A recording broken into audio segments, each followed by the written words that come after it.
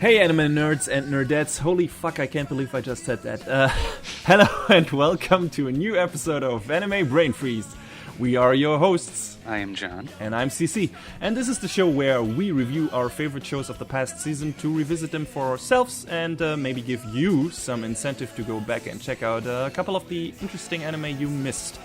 But first, just like last time, we dive into our trash stash and tell you which series from the previous season are probably not worth your time because they definitely were not worth ours.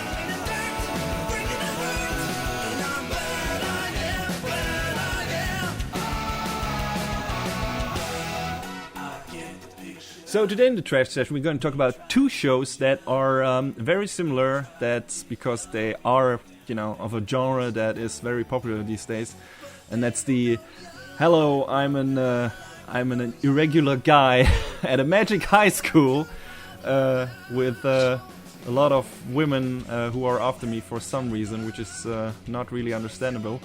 And now you say irregular, but that's not the show we're talking about. No, not really, but it might as well be. No, so the first show that we're going to talk about from fall season 2015 is The Asterisk War, the Academy City of the Water. And the setup for this one is very basically a meteor storm caused a disaster during the 20th century. And because of this disaster, numerous cities around the world were destroyed. But in that meteor, there was a new, source of energy, an element, I believe, and they called that mana. Very creative name for basically a magic source. So this mana thing allowed human technology and science and everything to make great advances and basically create superhumans that are able to use and manipulate matter to their liking and as they see fit. So that generation of people is called the Star Pulse generation. Again, these names, I don't even. They're pretty good. Yeah, pretty good. pretty fantastic. They're even short names, abbreviations for that. Genistella. That sounds like genitalia. I'm sorry. What the fuck is up with these names? It's pretty close. It's fantastic. It's like maybe you want to think about the international names for your name. You think, no? All right. Okay. So the gist of the thing is that there are schools who are basically training and educating these people, and I don't know how often. Once a year, I don't know. There are festers, these festivals where members of different schools battle each other. These 6 academies are called Rika and more commonly known as Asterisk, and that's where the show gets its name from. And yeah, this show is basically about this newcomer called Ayato Amagiri, who is transferring into his new school, Seitokan Academy. And he is trying to find out what happened to his sister, who I think died in. Is it clear that she died, or did she just disappear? I don't remember. I don't remember being very clear. Well, whatever. He's trying to find out what happened to her because he knows it has something to do with the school, and so that's the setup for the show. And of course he. As these kinds of shows goes, he picks up that something that floats off of a window that turns out belongs to a beautiful girl. Her name is Julis, and of course he stumbles on her getting dressed. Yep. When trying to return it. Whoop-de-doo, I saw a girl's boobs, and now I'm in trouble. And of course, in classic tsundere fashion, she challenges him to a duel first and tries to kill him, in quotes. I don't know if that's really soon so much as it's just, I'm going to straight murk you for looking at me naked. Yeah. You know? Yeah, but that's, I don't know. Would you say that's the typical tsundere reaction, at least when it comes to these kind of tropes? It's I'm going to beat you up. You saw me naked. You asshole, and I hate you. And later on, but maybe I like you. But maybe not so much the single combat thing, unless, if you want to go all the way back to, Index, where Misaka almost kills Toma. Yeah. I guess, it fits.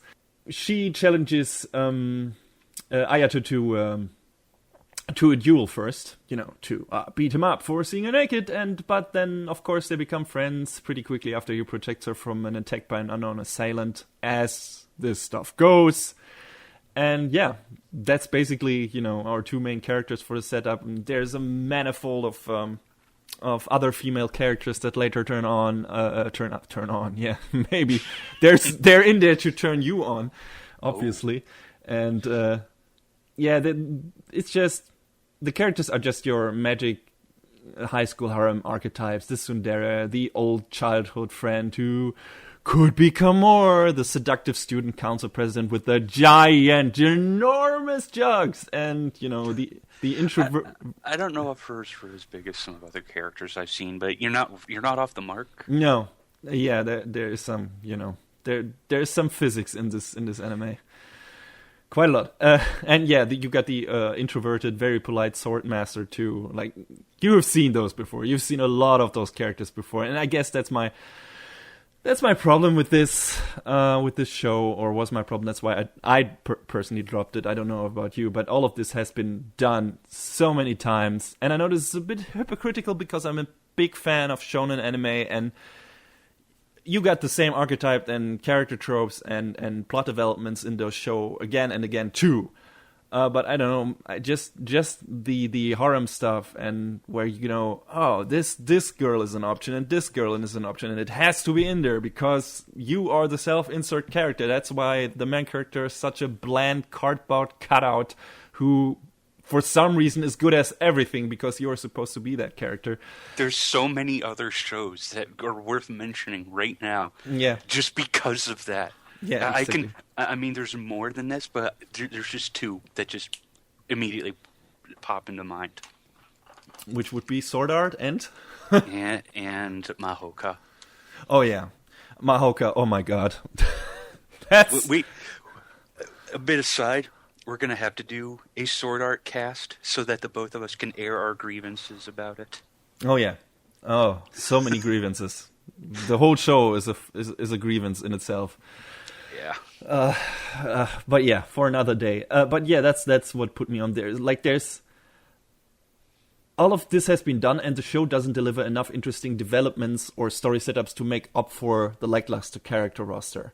Like, yeah.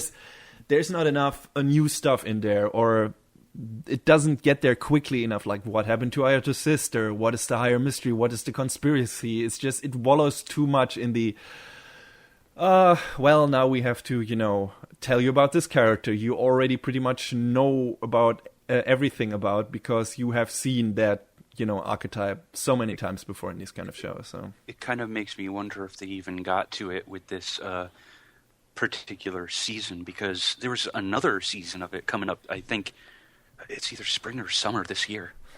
Oh yeah, well, figures. I guess it's based on a light novel again, I think. So, which is surprising that a light novel adaptation would get more than one season in this day and age. You think? I mean, Sword Art Online was also based on a light novel, and that got... Sword Art Online was also far more popular and successful. I don't have the numbers on Asterisk, but it feels like, well, this is a show that caters to that specific market that drives a lot of anime sales. Although, to be fair, an LN adaptation that I actually enjoyed, Log Horizon, it got a couple seasons as well. So I guess there are exceptions to the rule, but as far as I've seen, 9 times out of 10, if you got a light novel, you're just going to get the one season out of it. Okay. Or spin-offs, like maybe in case of Index or something. That might happen as well. Oh, don't remind me, because I still want Index 3. Well, maybe it will happen. We'll see. But yeah, that's basically it. Too generic for me to stick around. I mean, and the problem with this show and the other one we're going to discuss is they both have some really good members in, like, the not the cast, but behind the scenes doing the writing and directing and music, which is kind of a letdown that these shows just kind of turned out to be very eh. Yeah, just meh.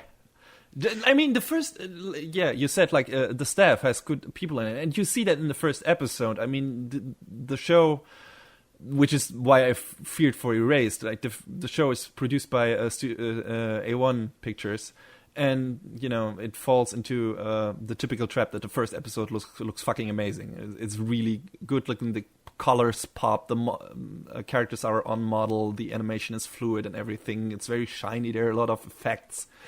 There's a lot of effects work in the first episode. It looks really good, and it really so this is this typical Harem Hive School show, but at least it looks great, which I can't really say for Mahoka, which would put me off of that show too, besides all the other shitty stuff that was in there. But yeah, Madhouse, I don't know what they were doing with that show. Yeah. I wonder, because I think those light novels were popular too, and one would think that they would get a bigger budget for that, but apparently they didn't. But A1, at least for the first episode, this one, Asterisk, looked really good. I was like, oh, okay, if this keeps, if this keeps the quality up, I might stick around, even if it's a bit generic. But then later on, the episodes started looking worse and worse, and I was like, well, now there's nothing here for me to stick around, not even animation wise. So yeah, but because like I said, the staff, one of the directors worked on some shows that I really enjoyed, like Horizon on the Middle of Nowhere. Saki apparently had a little bit of a hand in Mahoka, which I don't want to say maybe that could be some of the issue. I certainly hope not. I think the issues with Mahoka lie elsewhere, at least in parts, and it was more, I don't know, more unnerving and more more disgusting in certain parts, and more on the nose in its flaws than Asterisk. Asterisk is not Asterisk is meh. Mahoka was infuriating. Well, yeah, because you had Cardboard Cutout Kun as your main character. Yeah, Ayato has at least some kind of character and agenda that you can relate to. I mean, he's trying to find out what happened to his sister, and he likes his sister. He maybe even loves his sister in a not so healthy way. But yeah. you can at least kind of understand that. Cardboard Kun I couldn't fucking relate to at all. He's a Jesus Christ. But what an ass. And some of the writers on Asterisk, I pulled up something about a group called 7 Days of War, and I couldn't find any information about that, but I'm assuming it's like this group of writers that does a lot of stuff together, because looking at the credits for putting the names to credits, they all worked on a bunch of stuff together, like Nanana's Buried Treasure, Nisekoi.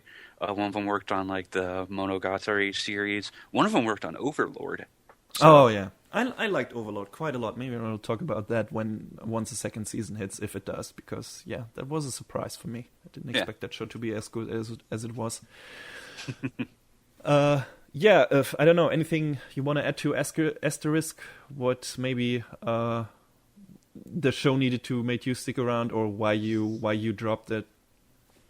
No, I think you kind of hit on all of the beats pretty well, because it was just generic magical academy show, and it had an appealing visual design and whatnot, but that wasn't enough to really keep me around.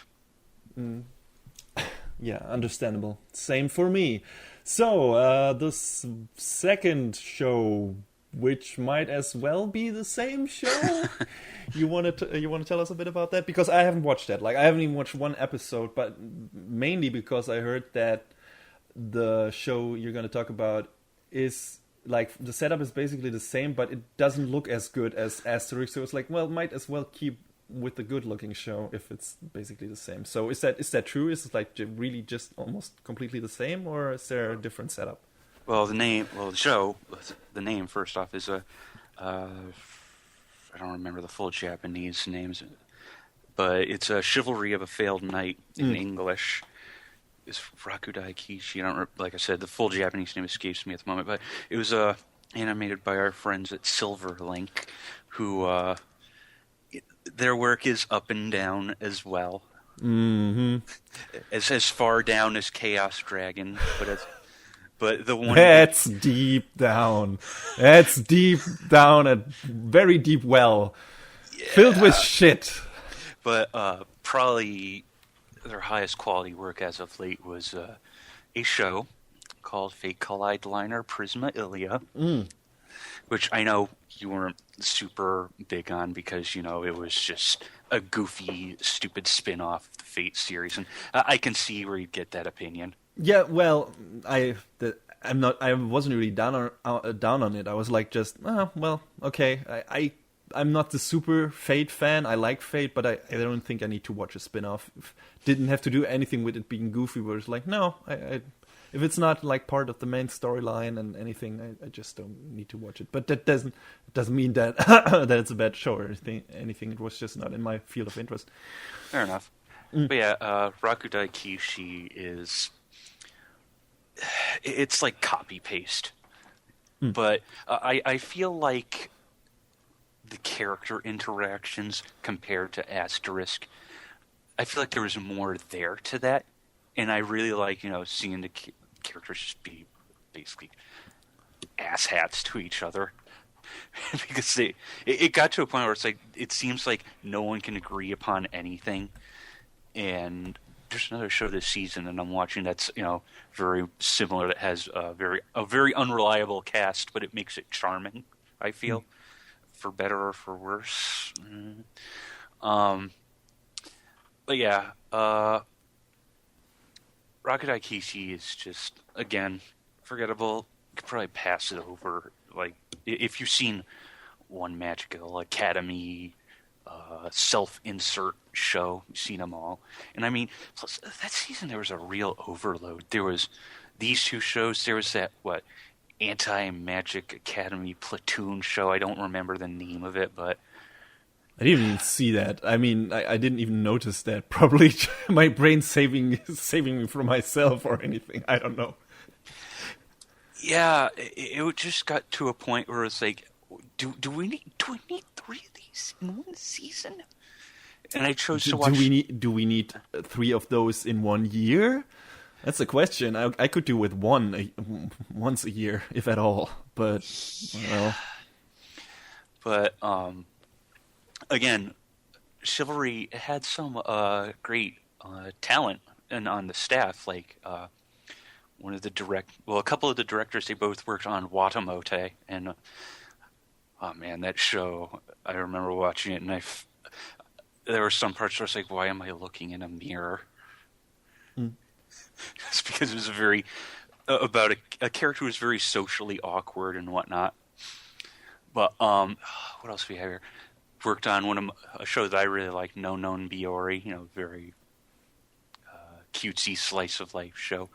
One of the directors did some work on Stardust Crusaders. Oh, well, there's a good show in a resume.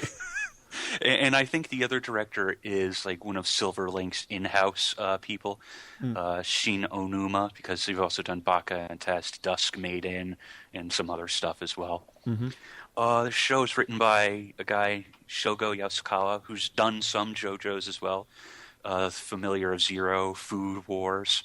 A mutual friend of ours keeps trying to get me to watch Food Wars. I don't know if I'm interested in it. I heard good things about it. I mean, it sounds like it starts out like very, okay, this is just I don't know, people get naked by eating stuff, like it's comedy, but apparently it becomes a really good shonen battle show later on, pretty much in the vein of, what was it called? Yakitake Japan? Oh, yeah. That's another one I've never watched, but I've heard about. So it's still on my backlog in terms of like, one day I might check this out because enough people have told me that it's actually good and not just, guilty pleasure. So, yeah. The other big thing on Chivalry was that it's got music by one of my boys, Kotaro Nakagawa. So it's got a good soundtrack. But, that aside, the sum of the parts wasn't enough to keep me going. Okay, enough of shows we dropped like a hot potatoes, and let's switch over to 2 shows we actually finished.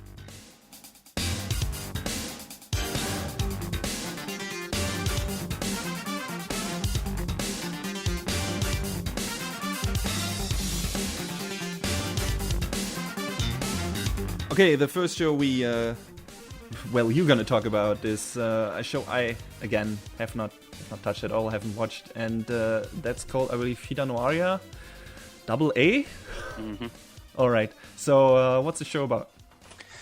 It's about this girl named Akari, and she wants to go to this school and become like they call them in the universe of this story Butte, armed detectives, Mm-hmm.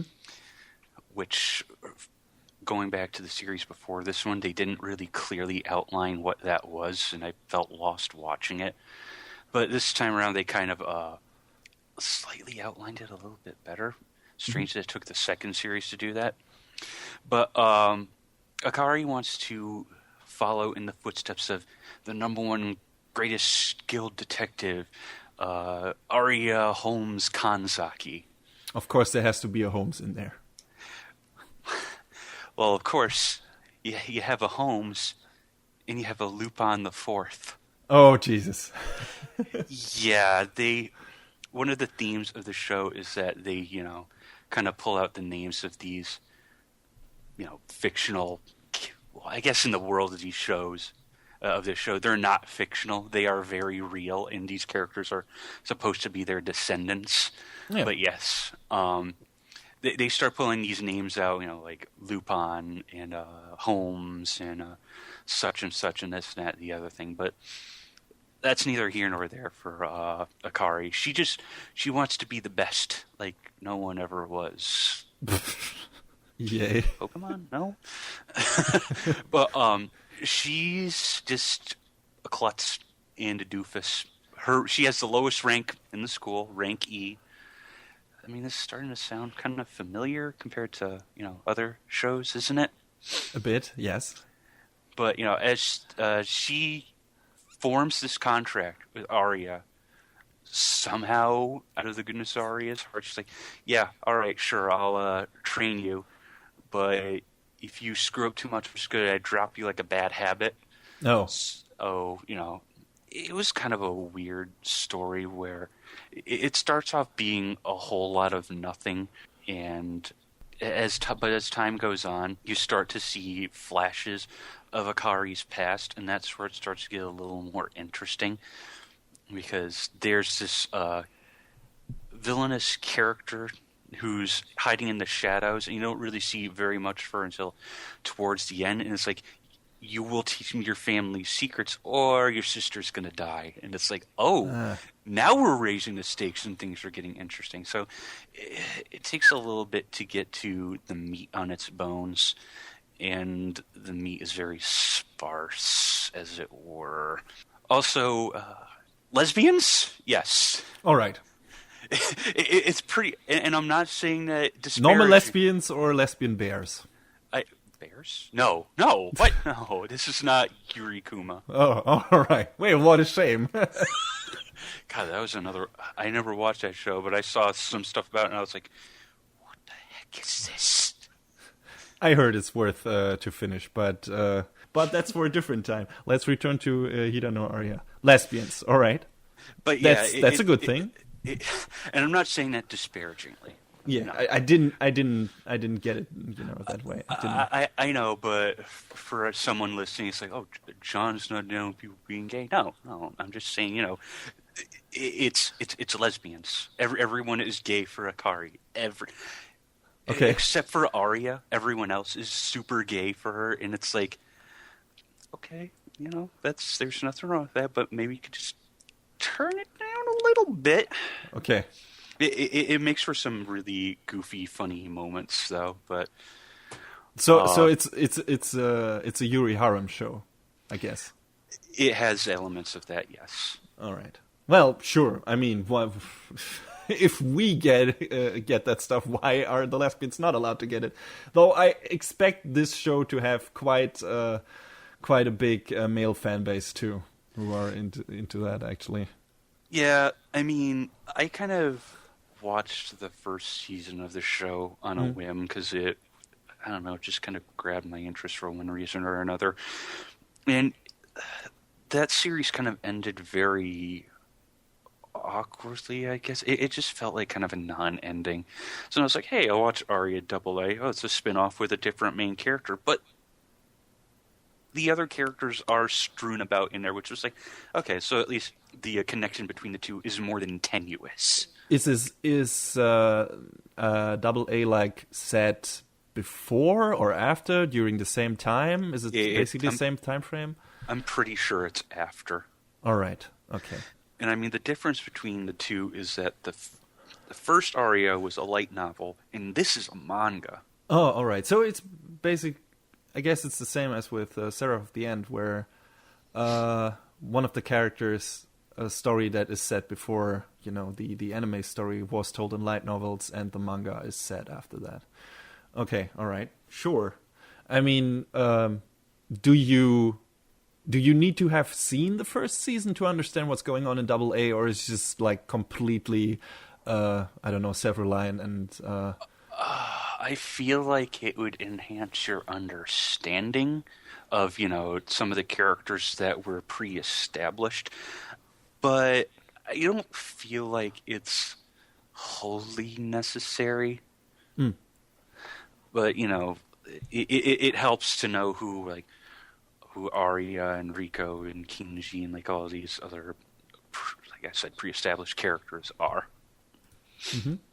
Because if you go and it's like, oh, who is Akari? Oh, okay, she wasn't in the first one. All right, fine. The show changed animation studios from the previous one to this one, because the first series was JC staff, mm-hmm. and this one was our friends at Doga Kobo, done stuff like High School of the Dead and Plastic Memories, which was a very fast favorite of mine. Oh yeah, that show. It got me. It got me in the feels, man. Tucked at your heartstrings. Yeah. See, it had a pair of directors. First one was Takashi Kawabata. Doesn't look like he had any real, like, full-on directing experience prior to that. Like maybe episodes here and there of this and some storyboarding. Mm. But the other director was Takashi Watanabe. It's a very familiar first name, sir. Yeah. Who directed stuff like Boogie Pop Phantom. One of the Kasern OVAs, Slayers, Heavy Object, which is still currently running. Mm-hmm. It's written by Fumihiko Shimo, who's done stuff like Air, Amagi Brilliant Park, Clannad, Full Metal Panic, the 2005 Fate Stay Night. Uh-huh. So we're reaching back over a decade for that one. Yeah, I mean, the show, it wasn't bad. It was just goofy and weird, I guess, because it's the animation started off really strong. Because Doga Kobo, from what I've seen, they do some good work, but there were some moments later on where it got a little spotty, and I was like, oh. Does it wrap up in a satisfying way, or would you say, this needed a few more episodes, or another season? I feel like it wrapped up pretty well. I mean, the very ending, the final boss, as it were, felt like it kind of came out of nowhere. It's like, oh, you beat up my sister. Now it's my turn. And it's like, There was one scene in particular that sticks in my mind. Akari is having this firefight with this other girl, and they didn't really convey the fact that it was a firefight very well, simply by virtue of the fact that it didn't feel very kinetic or exciting. I've played plenty of stop and pop shooters like Gears of War and Uncharted, and I feel like this somewhat applies to an actual situation, but when you're taking fire, what's the first thing you do? I don't know. You get to cover, right? Get to cover, and then you shoot back, yes. Yeah. So Akari's just kind of walking around slowly with bullets whizzing past her, and it's like... Does she have Schwarzenegger armor? I guess, and they kind of partially explain it, that the characters have, like, bulletproof uniforms, but, I mean, the parts where your skin are exposed are still fair play. I guess. Well, at least they apparently try to explain it. It's not like where it's you have to look it up to understand why, I don't know, Bean Bandit didn't die from getting shot in the fucking head. Oh, it's because he has a bulletproof headband. What? Fucking what? All right. Yeah, I mean they explain that in the first series, and they touch on it in Double A as well. But Yeah. it was still kind of like it's like you're wearing a bulletproof vest, all right? Yeah. The first shot you're gonna take, it's gonna stop the bullet, hopefully. If you keep getting hit in the same spot, your vest ain't gonna do you no good. And she nonchalantly walks through a carpet of bullets. So my understanding was that this is like, you got like this kind of detective show, and then They kind of get like cases from this school that they go to that they're assigned, various rankings and whatnot. Yeah. Oh, go do this, and maybe we'll recognize your achievements or whatever.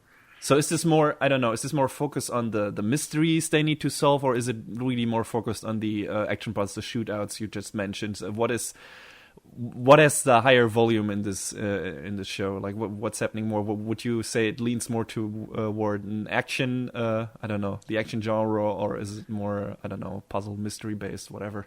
I feel like for most of the series, it's leaning towards being a character piece because we're getting to know all of the girls as time goes on. But later on in the show, when Akari's dark past, is finally brought forth, and she has to confront this the villain, like I said, who would say, hey, give me your family's secrets or I'm going to murderize your sister. Then it becomes a bit more, hey, how are we going to resolve this sort of thing?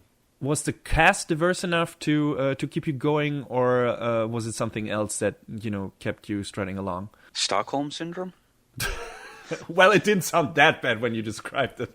I feel like this is going to become a recurring thing as we move forward with more episodes of our show, but objectively it wasn't a great show, but I just felt like some weird stilted obligation to keep watching it because I got to the first series and I was like, oh, I want to see, what else they do here, but... Yeah, it sounded like it at least wasn't like boring enough or I don't know, disgusting or off-putting that you just dropped it. I mean, there had to be something in there just to keep you going.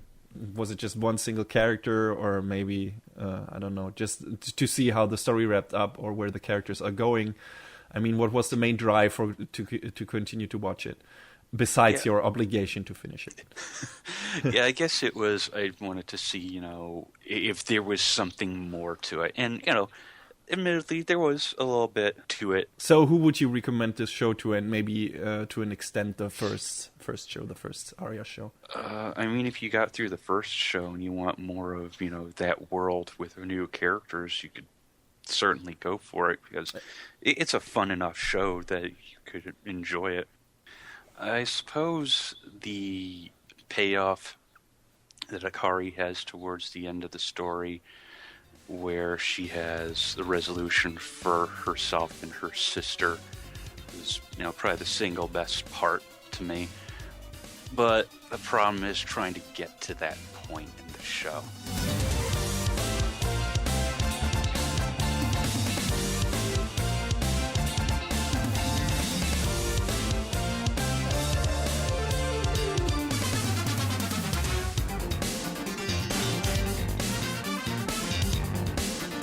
Alright, the show I'm gonna talk about today is, bit of a, I don't know, came a bit out of nowhere, at least for me, because it's Blast from the Past, and that's Ushio and Tora, which was a pretty popular shonen manga in the 90s. Also, I don't know, it got an OVA, if I remember correctly, that came out in 1993. And I hadn't watched that, but I had seen pictures of it, seen pictures of the characters. And then then there was a trailer for a TV series. It was coming up for summer season 2015, and the first season of Ushio and Tora wrapped up in fall. So that's what I'm gonna talk about it now. So the TV series was animated by Studio Mappa, which have done a lot of cool stuff. At least, stuff that I greatly enjoyed. For example, the new Garo animated series. At least the first season. I didn't really get into the second, but I liked the first season a lot. There was Terror in Residence. There was Rage of Bahamut. So a lot of different shows that remind me a bit of Madhouse, which is not surprised because I believe Studio Mappa was founded by a few ex-Madhouse members, and a lot of their productions like feel a bit out of the norm of your general mainstream anime stuff. They pick up a series and projects that might not be as popular and as mainstream as some of the other studios pick up, like A1 Pictures do, like pretty much series catering to your standard otaku crowd, and Studio Mappa just, sometimes gets a bit out of the box. I mean, considering the source material for Ushio and Tora is a 26-year-old manga, I'd say. Yeah, so. exactly. And we've seen a bit of a revival that over the past year. We had Parasite, which was also, manga from the 80s, I think. Was it? I actually didn't know that. Yeah, I think so. And it was 80s or 90s as well. I'm not sure. Might have been 90s. I would have need to look that up. I didn't prepare for Parasite. But also didn't prepare for Ushio and Tora. It doesn't matter. Yeah, so apparently we're seeing a bit of a revival of old school shonen manga these days. And I'm totally fine with that because I'm a big classic shonen tournament, whatever, action guy. I love all of that shit, even though, it's running in a lot of the same story veins over and over again, just like, a few other genres do. You can't avoid that. So Ushio and Tora was, a welcome project. I was looking forward to that. And it held up. There are some problems in there, like pacing in some parts could have been a bit tighter, but the character stereotypes and everything. The first time you see it, you say, oh, that's that guy. Basically the thing I faulted Asterisk for, which is why I said it's kind of hypocritical to berate that series for what it does when my the shonen stuff I like basically does the same thing. It's just that the story. The course of the story in most shonen anime just, more appeals to me, and the characters therein. It's just, I don't know, something personal taste, I guess. That's what it comes down to. And so I can deal more with some, more generic stuff that you have seen before. And I cannot fault Ushio and Tora for it because, like we already established, it's an older manga. So back then, a lot of those tropes were not maybe as worn out as they are today. So...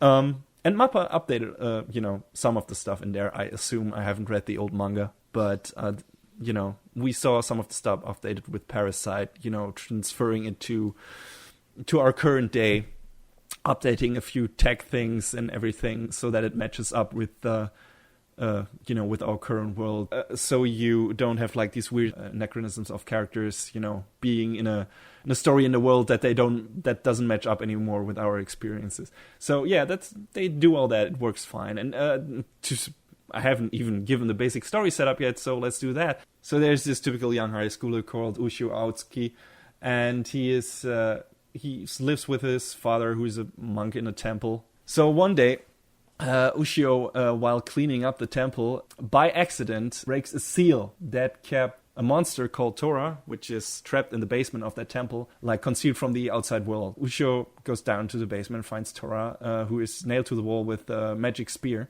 Tora asks him to remove the spear, and Ushio doesn't want to, obviously, because Tora, among other things, threatens to devour him. But it seems fine to leave a giant tiger demon where he is. Yeah, sure. Probably should not engage that. The problem is that by breaking the seal, Tora's monstrous, I don't know, aura, you should call it, is attracting other ghosts and monster spirits, other yokai. And to battle them, Ushio needs a weapon. And so he pulls out the spear, and Tora, in the end, helps him to dispose of the monsters. But and they form this kind of, couldn't call it really a friendship. At least it's not in the beginning. It's more of like a partnership. Well, not even that really. Tora is staying around Ushio because he's trying to eat him. And because he hates his guts, and Ushio is a descendant of the one who trapped him there, so he wants to, make Ushio the first human he he devours after being freed from the beast spear. Well, Ushio just knocks him back every time with the beast spear, every time Tora tries to eat him and attacks him. But Tora also doesn't want to let any other monsters kill Ushio before he does. So he reluctantly helps Ushio every time a new monster just comes around and helps him, kill that one. So they form like this weird kind, like you mentioned, this weird kind of non-partnership that just... Like, hey, you stay alive so I can kill you. Exactly. So you know where this is going. Like, they're gonna become friends eventually. Of course, there's an overarching evil lurking in the shadows, and that's connected to Ushio's family as well, and specifically to his mother. And I don't want to reveal too much because, like I said, the first season is over, but the second is still coming, and people might want to catch up to it. But yeah, there's enough story stuff in there that should string you along if you're interested in the basic character setup. So there's more to those characters and to this world than maybe you would think of the basic setup, which is just, ha ha ha, what is Tora gonna try to do today to kill Ushio, and how is Ushio gonna deal with it? It's not just that. It's maybe like some of the first few episodes, and then it branches out from that. So it's just not just that comedy, though that always comes up in between again and again when you need a comedy bit, and those work really well. If you like that kind of old school shonen comedy where it's like one character is beaten up constantly and they always bicker and argue and have banter with each other, even if they're fighting other monsters. But I enjoy that greatly. I just like the dynamic between those two characters because they hate each other, but of course they also love each other, and they become good friends, and that's really nice. And Tora is a cool character. I have him as my Twitter avatar right now. He's really funny. He's like a really funny sidekick character.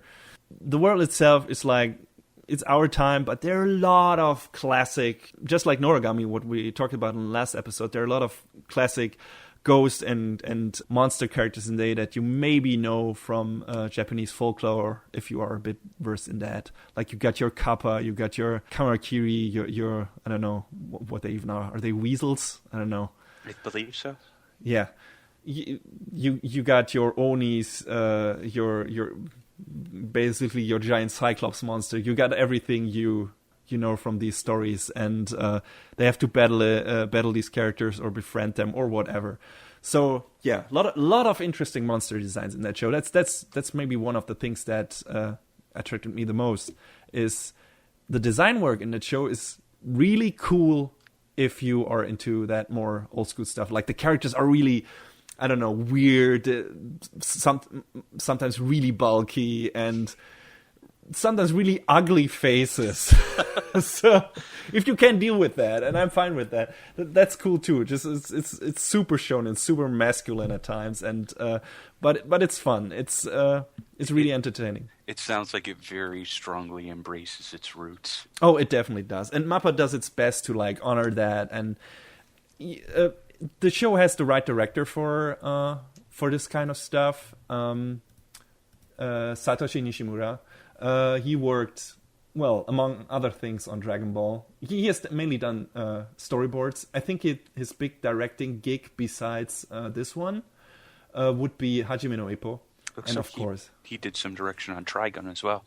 Like I said, mostly storyboard stuff. And his big two things apparently are, this one and Hajime no Ippo. And I also love Hajime no Ippo, and that's also a very dynamic show. Very, very nice editing with the action and everything. Great camera work. And Ushio and Tora is the same. Like, the action in that show is top notch. And even though the animation quality is not that consistent in some parts, it always is on a very good level. Sometimes it really shines, and sometimes it's just good, but it's definitely always good. Sometimes it's supreme. Sometimes it's really great action, and I don't know.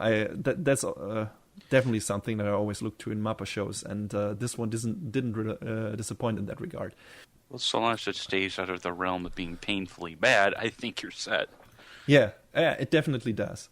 Like I said, I haven't read the manga, and the mangaka Kazuhiro Fujita hasn't done anything else I I've seen or I've heard of. This one I really like, and I'm looking forward to the second season. Favorite characters are probably, like I said, Ushio and Tora they're just a great lead character pair, and the show doesn't like stay in the same location all the time, which is also cool. They after a few episodes they basically go on a world tour because they're trying to find Ushio's mother for a specific reason, also driving the story in a specific way. You get to see a lot of different locations and Ushio meeting new people, and they're also trying to get to how the demon spear was made and how that's all connecting to the big evil that's pulling all the strings in the background. And like I said, the show is going to some interesting parts, and even though there's some filler material in there, it's not too much to lose track and to make you lose interest. So yeah, it's very, very, very well paced for the most part, and I hope the second season holds up that mark of quality. So if you like your basic shonen stuff like Dragon Ball, like I don't know, the old Hunter x Hunter show, like Bleach and all that stuff, if you're into that and also into a bit of dated comedy maybe, then sure, check it out. It's one of the best shows so far, in my opinion, in that genre. Highly entertaining. If you can deal with stereotypes you have seen in this genre, if you can deal with this show not deviating too much from that, you should be fine. And I definitely, as a big shonen action fan, I can only highly recommend it. It's really entertaining. There's not that much meat to that show, but there's enough there to keep you going if you are an action buff. So. Hey, every so often you need something that's a little bit of a blast from the past. Like a while ago, I started watching SPT Lasner. I haven't gotten around to finishing it, but sometimes you just need a classic 80s or 90s story.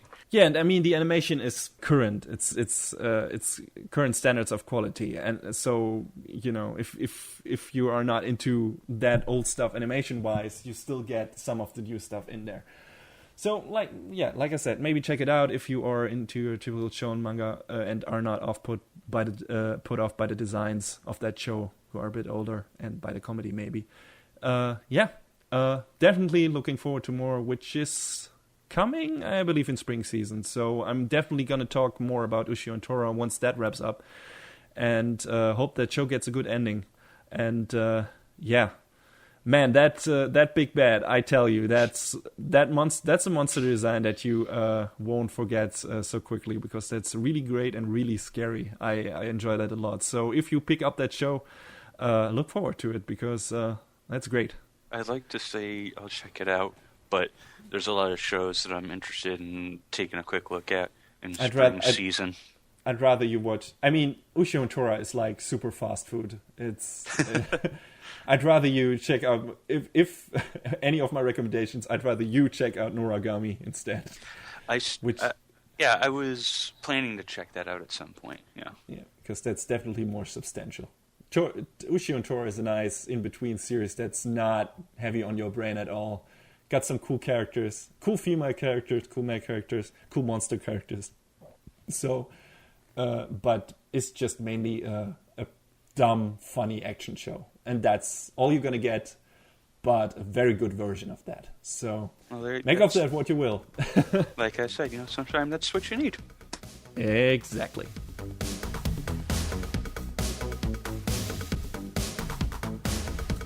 And that is a wrap on the third episode of Anime Brain Freeze.